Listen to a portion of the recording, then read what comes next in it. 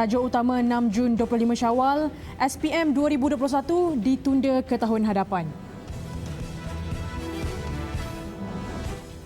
Juga langgar SOP, 2 kilang di kompaun.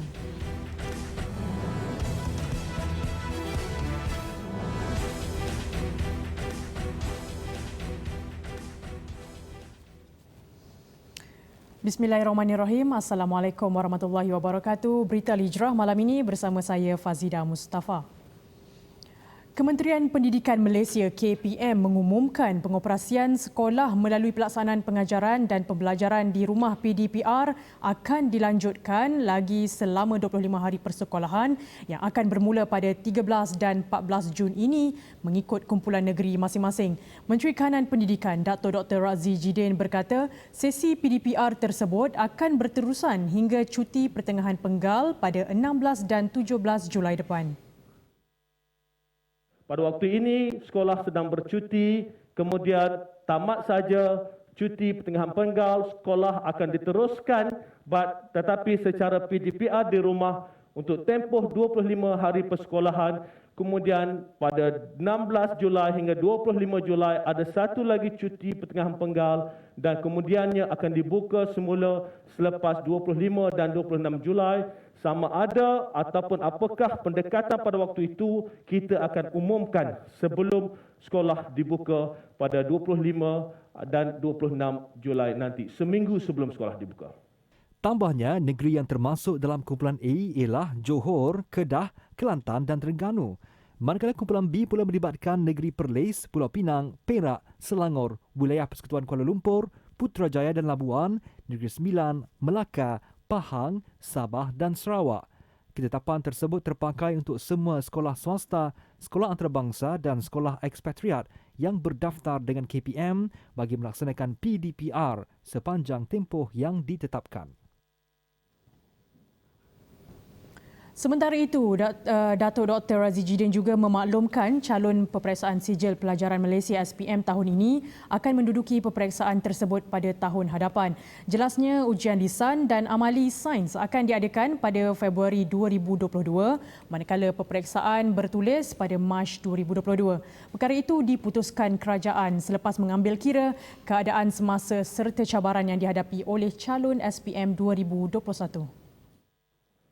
Pengalaman kita dalam menguruskan SPM 2020 membolehkan kita menganjakkan tempoh ataupun tarikh pelaksanaan SPM 2021 ke tahun 2022 dan dalam konteks ini pada bulan Mac, dan kita yakin segala proses berkaitan dengan SPM 2021 ini akan dapat berjalan dengan lancar seperti mana kita telah berjaya melaksanakan SPM 2020.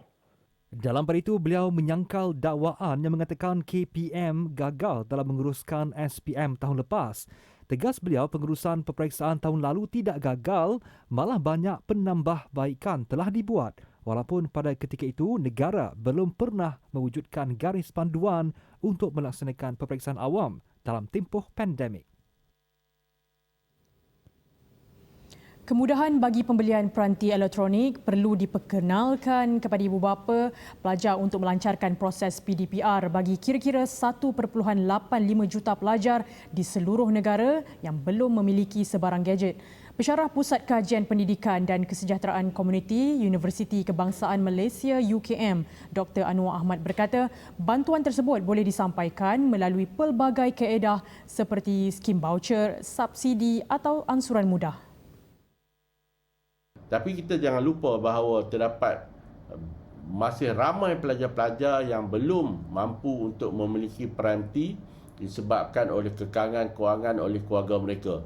Sepatutnya pada waktu di mana kita berusaha untuk mendapatkan 150,000 peranti untuk anak-anak yang memerlukan, kita juga bersedia untuk memulakan skim bantuan, voucher, pembelian peranti dan juga skim pinjaman mudah untuk ibu bapa membuat pinjaman untuk mereka membeli peranti-peranti untuk digunakan oleh anak-anak mereka. Sementara itu, beliau berharap agar agihan peranti kepada 150,000 pelajar yang memerlukan dapat disempurnakan kerajaan menjelang September depan. Sebelum ini, media melaporkan seramai 37% daripada 5 juta pelajar di seluruh negara atau kira-kira 1.85 juta pelajar tidak memiliki peranti, sekaligus menyukarkan pelaksanaan PDPR secara dalam talian.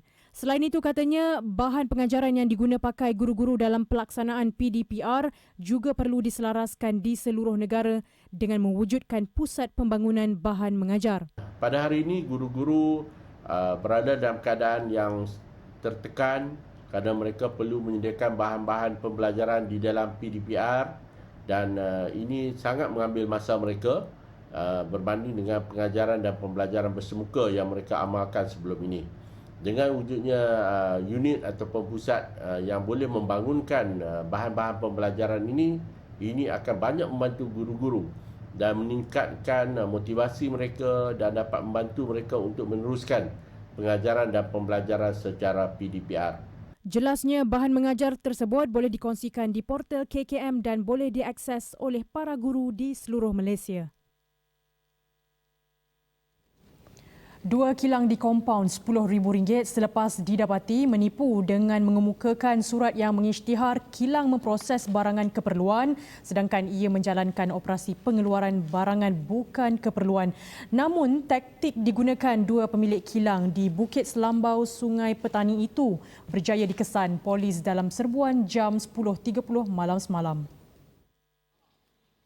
Ketua Polis Daerah Kuala Muda, Asisten Komisioner Azli Abu Shah berkata, hasil pemeriksaan di kilang kitar semula logam dan kilang kayu arang ini mendapati kedua-duanya dikesan menjalankan operasi dan melanggar prosedur operasi standard SOP Perintah Kawalan Pergerakan PKP 3.0.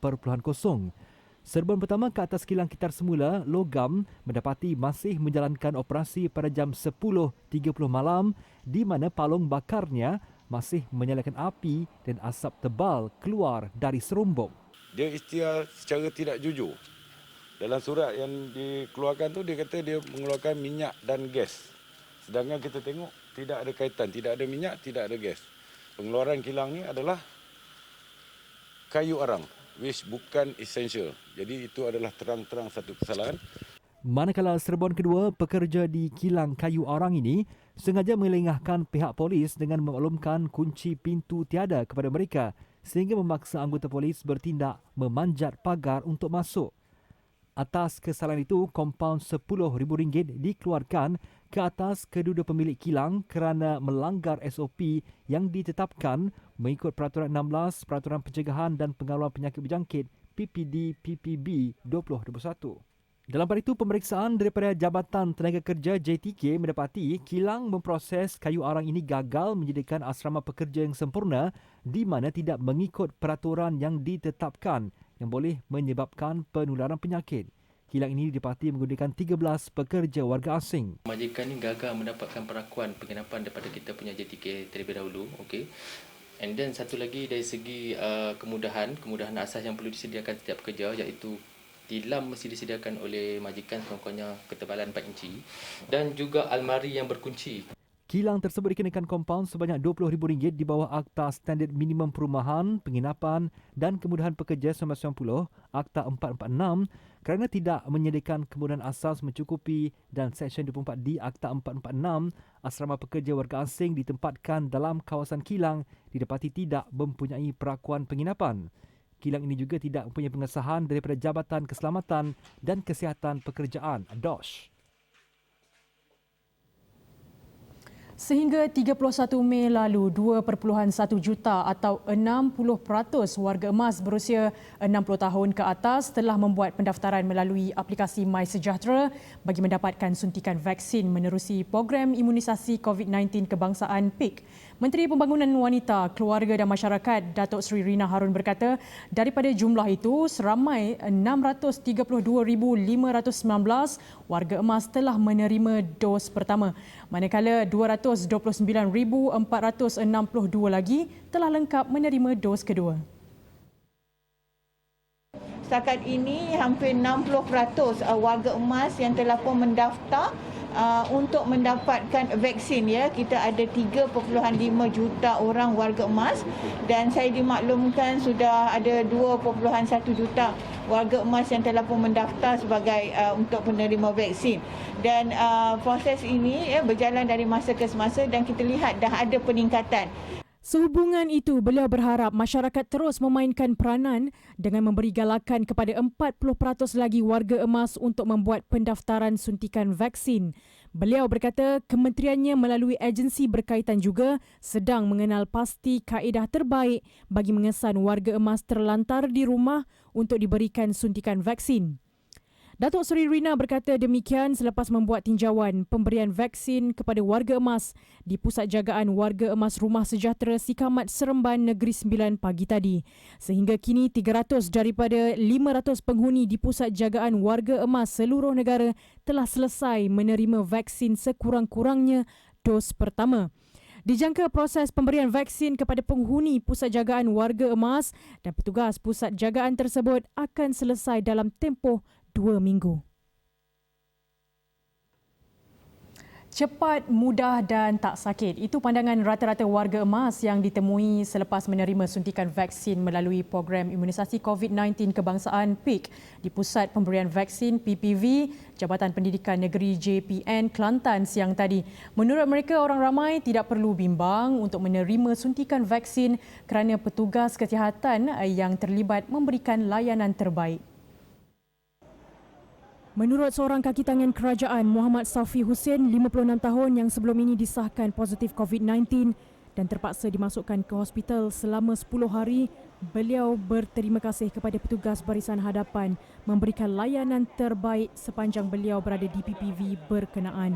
Justeru, beliau berharap orang ramai terutama warga emas tidak perlu khawatir untuk mendaftar bagi menerima suntikan vaksin COVID-19. Bila kita sampai terus isi borang, ikut kaunter yang ditetapkan terus kepada suntikan dan cuma yang lama kita perlu berehat 30 minit lah untuk lihat tu ada apa-apa kesan daripada vaksin inilah. Yang lain-lain saya rasa berjalan dengan lancar lah.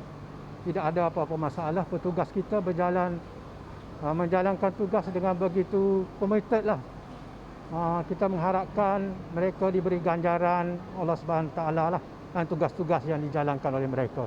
Beliau turut menasihatkan masyarakat supaya tidak terpengaruh dengan cerita keburukan vaksin seperti yang disebarkan oleh golongan anti-vaksin di media sosial. Dalam pada itu, penerima vaksin yang lain turut memuji kelancaran proses vaksinasi di PPV. Masuk, daftar, suntik vaksin, rehat 30 minit, selesai. Jadi saya galakkanlah semua untuk suntik vaksin untuk keselamatan kita. Jadi kerana sekarang ni COVID tinggi dan sangat membimbangkan. Jadi kita jaga diri kita dan kita jaga keluarga kita, kita jaga negara kita. Satu usaha yang patut dipuji oleh rakyat Malaysia, saya khususnya, dan terima kasih kepada pihak KKM yang telah mengambil berat tentang kesihatan rakyat Malaysia, dan saya amat berpuas hati dengan kesesaan dan juga layanan yang dibuat oleh pihak KKM khususnya. Dan saya harap benda ini akan berterusan pada masa akan datang. Setakat ini seramai lebih 55,000 rakyat Kelantan sudah menerima dos kedua suntikan vaksin. Dalam pada itu, tinjauan TV Al-Hijrah di Pusat Pemberian Vaksin PPV Dewan Raya Bandar Seri Alam Pasir Gudang mendapati proses pemberian vaksin berjalan lancar, mudah dan teratur. Ia sekaligus menjadikan penerima vaksin khususnya golongan warga emas merasa selesa. Tinjauan mendapati PPV itu bukan sahaja dilengkapi dengan pelbagai kemudahan, malah terdapat anggota sukarelawan yang membantu melancarkan proses di PPV. Menurut salah seorang penerima vaksin yang juga Pesara Jabatan Pengairan dan Saliran JPS, Zahari Ali, prosedur yang mudah membuatkan dirinya tidak perlu menunggu lama. Saya datang sampai titik okey diikut prosedur lah. Siapa yang dulu, siapa yang ini, itu bagus pada saya. Jadi selepas tu dia ada tempat-tempat lah. Kita dah daftar tempat yang kita bikin tu. Lepas tu sampai kita cocok Apa cocok kita kena keluar, kita tunggulah 15 minit. Pendapat sama turut dikongsi penerima vaksin warga emas yang lain. Sangat lancar. Saya baru sampai pukul 3, terus masuk, tunggu lebih kurang 5 ke 7 minit. Sudah masuk sini, daftar, isi borang. Lepas itu, okeylah. Sekarang sudah baru agak setengah jam itu macam saja. Kemudahannya terus je. Mudahlah. Mudah. Lagipun rasa enjek tu tak ada rasa apa lah. Tak sakit sangat je Tak ada, bukan rasa tak sakit, memang tak sakit lah. PPV Dewan Raya Bandar Seri Alam dibuka seawal jam 8 pagi hingga 5 petang. Penerima vaksin perlu datang mengikut waktu yang dijadualkan bagi mengelak kesesakan di PPV. Selepas pendaftaran dan suntikan dibuat, penerima vaksin akan melalui proses pemerhatian antara 15 hingga ke 30 minit. Selepas ini, buruh rogol gadis bawah umur.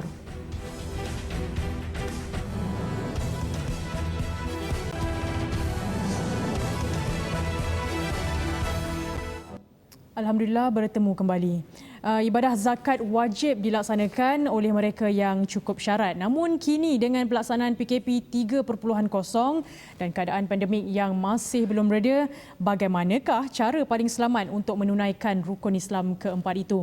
Menjawab persoalan itu di talian Skype. Ketika ini kita bersama Timbalan Ketua Pegawai Eksekutif Operasi Pusat Pungutan Zakat Wilayah Persekutuan PPZ Mawib, Encik Muhammad Hassan. Assalamualaikum Encik Muhammad. Waalaikumsalam warahmatullahi wabarakatuh. Encik Muhammad, boleh kongsikan dengan kita semua apakah inisiatif atau usaha PPZ Mawib dalam membantu asnaf dan mereka yang terjejas panjang tempoh PKP ini? Okay, bismillahirrahmanirrahim. Sepanjang PKP ini sebenarnya PPZ sebenarnya diberi tanggungjawab untuk mengutik zakat di wilayah persekutuan. Tetapi dari segi agihan zakat adalah di bawah Baitul Mal Majlis Agama Islam Wilayah Persekutuan dan juga Majlis Agama Islam Wilayah Persekutuan sendiri. Seperti yang kita tahu, seperti yang kita diumumkan oleh Majlis Agama Islam Wilayah Persekutuan telah memperuntukkan bantuan tambahan lebih daripada 38 juta untuk dimanfaatkan kepada 75,210 penerima, iaitu merupakan asnaf juga golongan P40 sepanjang PKP 3.0 dengan program Prihatin Kasih Asnaf 3.0.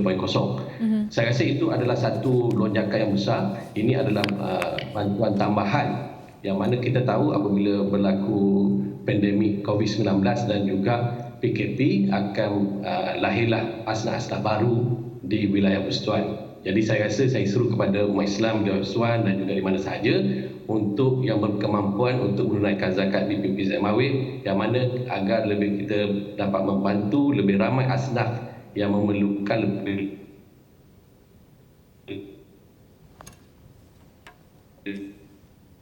daripada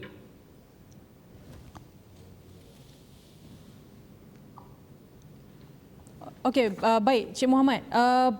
Sekarang ni kita dalam keadaan PKP dan perlu mengamalkan self lockdown. Bagaimana kaedah orang ramai untuk menunaikan zakat dengan lebih mudah?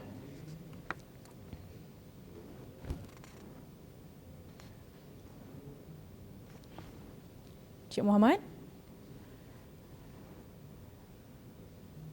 Adakah Cik Muhammad berada di talian?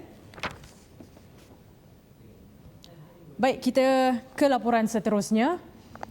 Seorang buruh Indonesia mengaku bersalah di Mahkamah Seksyen Kuala Terengganu atas pertuduhan merogol jirannya yang juga remaja perempuan berusia 16 tahun dan menipu seorang pegawai polis 2 tahun lalu. Tertuduh Rasul Jiwang, 59 tahun, membuat pengakuan itu selepas 2 pertuduhan dibacakan di hadapan Hakim Nuriah Osman.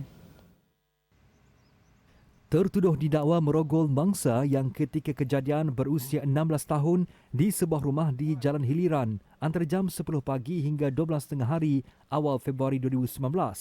Bagi kesalahan mengikut Seksyen 376-1 Kanun Keseksaan itu, tertuduh berdepan hukuman penjara sehingga 20 tahun dan sebat jika sabit kesalahan. Selain itu, tertuduh turut didakwa menipu seorang pegawai polis dengan menyamar sebagai Abu Bakar Kamat di alamat sama jam 10.40 malam pada 30 Mac 2019. Dia yang didakwa mengikut Seksyen 419 berdepan hukuman penjara sehingga 7 tahun atau denda atau kedua-duanya sekali jika sabit kesalahan. Tertuduh tidak diwakili peguam. Sejurus pengakuan bersalah direkodkan, hakim menetapkan 6 Julai depan sebagai tarikh sebutan semula kes untuk fakta dan hukuman. Tiada sebarang jaminan ditawarkan memandangkan tertuduh adalah warga asing. Isu lambakan hasil pertanian terutama pisang kini melanda seluruh negara. Di Perak, rata-rata petani mengeluh kerana mereka berdepan kerugian ekoran lambakan tanaman itu sejak sebulan lalu. Menurut pekebun pisang di Batu Kurau, pisang nangka, pisang emas dan berangan yang dulunya mendapat permintaan tinggi kini tidak terjual ekoran aktiviti pembelian yang perlahan. Malah harga pisang yang dijual kepada peraih juga hanya sekadar RM1.50 sekilogram berbanding RM2.50 sebelum ini. Kadang-kadang kita 3 hari, 4 hari kita sekali bawa turun lah kan. 3-4 hari sekali kita bawa turun lah. Sekarang susah lah nak bawa turun pun dah orang yang pembeli sini pun dia tak mau beli. Kan? Sebab dia pun beli taruh dalam stor pun tak ada peraih yang nak mari ambil. Belakang rumah saya ni pun cukup tengok.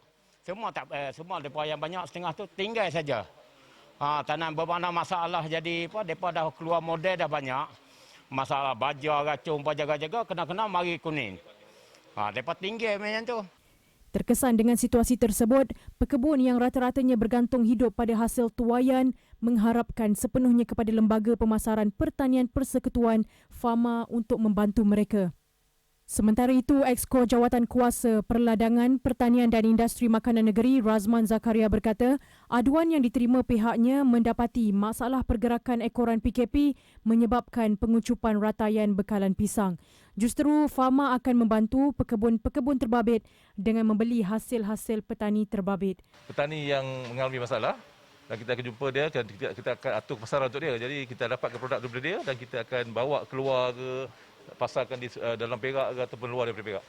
Justru FAMA meminta pekebun supaya mendaftar dengan FAMA dan menghubungi pihak mereka sebelum menuai hasil. RM522 juta di bawah program Musaadah 1.0 dan 2.0 diagihkan kepada 10 golongan sasar tanpa mengira agama dan bangsa bagi kegunaan berkaitan pandemik COVID-19. Musaadah ini adalah inisiatif kecil sebagai pelengkap kepada pakej bantuan dan ransangan ekonomi daripada kerajaan. Menteri di Jabatan Perdana Menteri Datuk Dr. Zulkifli Mohammad Al-Bakri berkata, agihan bantuan tersebut adalah dalam bentuk wang tunai, dana perniagaan, latihan kemahiran bank makanan, makanan sedia untuk dimakan, wakaf kesihatan, projek baik pulih dan bina rumah, bantuan komputer riba dan sebagainya. Bermula 18 Mac 2020 sehingga 28 Mei 2021, sebahagian agensi-agensi agama di bawah Menteri di Jabatan Perdana Menteri yang terlibat melalui program Musaadah 1.0 dan 2.0 telah mengagihkan sejumlah RM522 juta ke seluruh Malaysia. Datuk Dr. Zulkifli berkata, program Musaadah 3.0 mensasarkan bantuan yang lebih banyak untuk diagihkan ke seluruh Malaysia di samping kelompok sasar terbaru iaitu rakyat Palestin di Malaysia dan di Palestin. Sebanyak RM3.3 juta dana kutipan telah disalurkan kepada keluarga rakyat Palestin di Malaysia dan badan bukan kerajaan yang menguruskan bantuan kepada Palestin. Antara pecahan kutipan adalah Jabatan Kemajuan Islam Malaysia lebih RM60,000, Majlis Agama Islam Wilayah Persekutuan RM2.12 juta dan tabung haji RM1.5 juta. Agensi lain, Jabatan Agama Islam Wilayah Persekutuan mengutip sebanyak RM333,355, Yayasan Dakwah Islamiah Malaysia RM130,000 dan Yayasan Pembangunan Ekonomi Islam Malaysia RM120,100. Menurut beliau, sumbangan tersebut telah membantu 1,100 keluarga Palestin, 2 keluarga Palestin dalam kategori asnaf dan pembiayaan yuran pengajian pelajar Palestin dan Syria di 5 buah universiti awam, UIA, UTM, USIM, UKM dan UM. Tambahnya, sebarang sumbangan boleh disalurkan ke tabung Musaadah COVID-19 JAKIM YWM melalui akaun CIMB Islamic Bank Berhad 8602218186 Yayasan Wakaf Malaysia.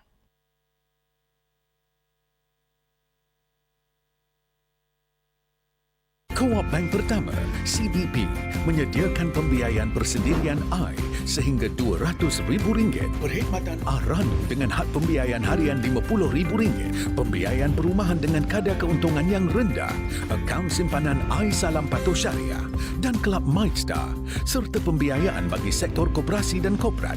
Langgani sekarang di CBP seluruh Malaysia atau hubungi kami hari ini. CBP. Alhamdulillah bertemu kembali.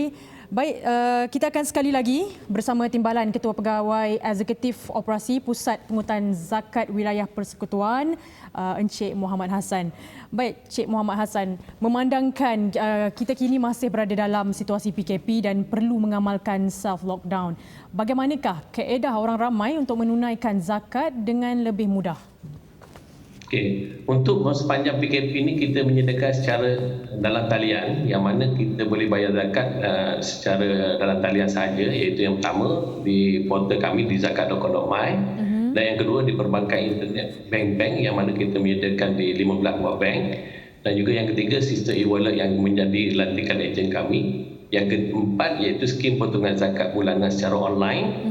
Dan yang kelima, kaunter zakat digital iaitu khidmat nasihat dan juga taksiran dalam talian. Dan yang terbaru kami lancarkan iaitu aplikasi My Zakat di telefon pintar masing-masing. Saya rasa ini adalah untuk memudahkan masyarakat Islam membayar zakat di wilayah Persekutuan, insya-Allah. Pesanan Encik Muhammad kepada orang awam untuk menggunakan aplikasi ini bagi memudahkan urusan pembayaran zakat terutamanya dalam situasi sekarang. Okey, saya rasa sebagai seluruh umat Islam di Persekutuan atau di mana-mana sahaja yang berkemampuan, marilah kita sama-sama menggunakan teknologi iaitu di aplikasi My Zakat yang mana memudahkan kita untuk membayar zakat, yang mana bagi kita pada musim pandemik ini bayaran tuan-tuan dan puan-puan akan memberi impak yang besar kepada mereka yang terjejas dari segi perintah kawanan pergerakan dan juga COVID-19. Yang mana kalau untuk info lanjut boleh ke portal kami di www.zakat.com.my ataupun info@zakat.com.my di email ataupun di Facebook kami di Pusat Pungutan Zakat, insya-Allah. Baik, terima kasih Encik Muhammad Hassan atas perkongsian bersama Berita Al-Hijrah malam ini. Sama-sama, insya-Allah. Assalamualaikum. Waalaikumsalam warahmatullahi. Baik, kita ke berita seterusnya. Wakaf Perkasa Ekonomi Ummah sekarang ini berlangsung Bulan Wakaf Kebangsaan 2021 yang dianjurkan bersama Jabatan Wakaf, Haji dan Umrah, Jauhar, Yayasan Wakaf Malaysia, Bank Rakyat dan Kenanga Investor Berhad. Kepada yang ingin berwakaf, boleh berikan sumbangan wakaf ke akaun tertera Jom Berwakaf. Sekian Berita Al-Hijrah. Terima kasih kerana menonton. Saya Fazida Mustafa. Assalamualaikum warahmatullahi wabarakatuh.